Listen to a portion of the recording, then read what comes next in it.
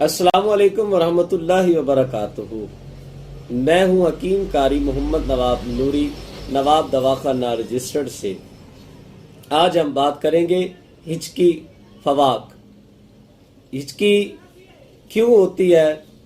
ثقیل اور نفخ پیدا کرنے والی اشیاء کا استعمال کرنا، ورم معدہ یا جگر یا بدہضمی وغیرہ سے یہ شکایت ہوتی ہے۔ تشخیص اس کی زبان خشک، پیاس زیادہ، درد شکم یا فم معدہ پر بوجھ معلوم ہوتا ہے۔ علاج: کست شیریں کو 1 تولہ، صبر زرد 3 ماشا، شقیق الخالص 1 ماشا، آسارون 1 ماشا۔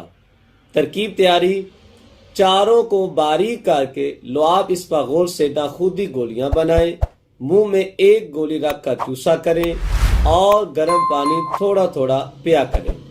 انشاءاللہ العزیز اس سے ہچکی بند ہو جائے گی۔ دعاؤں میں یاد رکھیے گا۔ اللہ حافظ۔